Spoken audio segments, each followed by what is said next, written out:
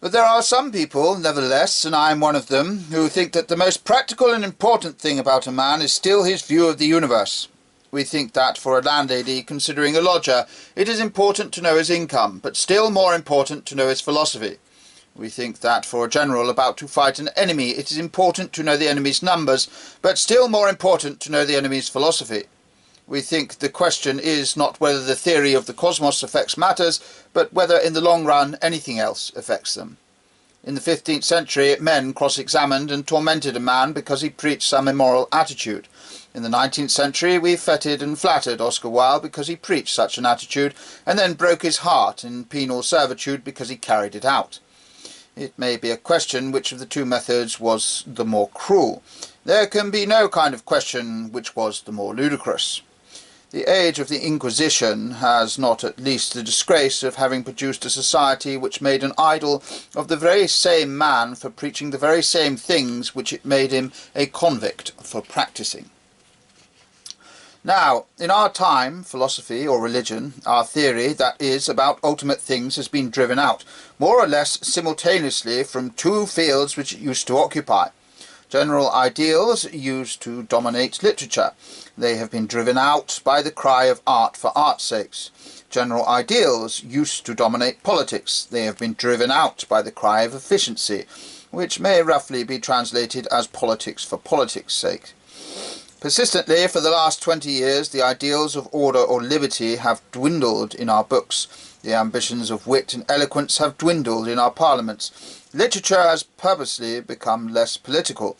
Politics have purposely become less literary. General theories of the relation of things have thus been extruded from both, and we are in a position to ask, what have we gained or lost by this extrusion? Is literature better, is politics better, for having discarded the moralist and the philosopher? When everything about a people is for the time growing weak and ineffective, it begins to talk about efficiency. So it is that when a man's body is a wreck, he begins for the first time to talk about health.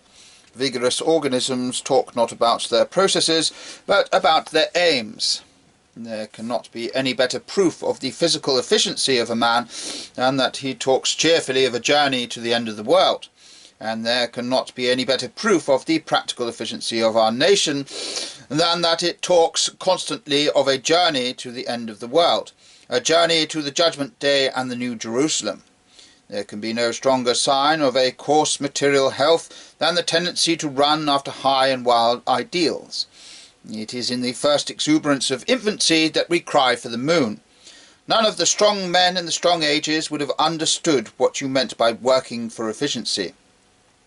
Hildebrand would have said that he was working not for efficiency, but for the Catholic Church. Danton would have said that he was working not for efficiency, but for liberty, equality, and fraternity. Even if the ideal of such men were simply the ideal of kicking a man downstairs, they thought of the end like men, not of the process like paralytics.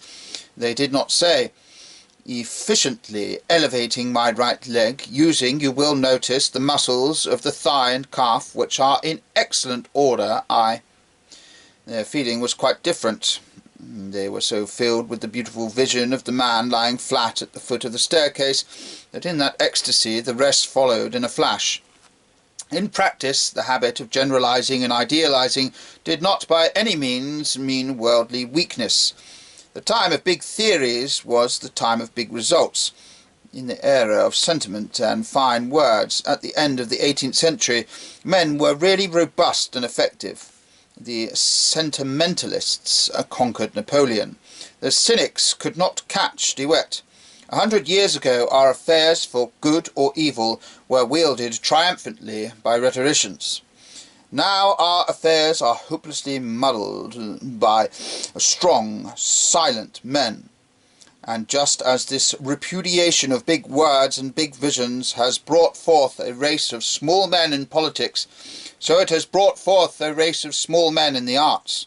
Our modern politicians claim the colossal license of Caesar and the Superman, claim that they are too practical to be pure and too patriotic to be moral.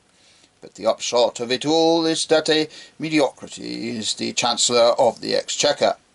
Our new artistic philosophers call for the same moral license, for a freedom to wreck heaven and earth with their energy. But the upshot of it all is that a mediocrity is poet laureate.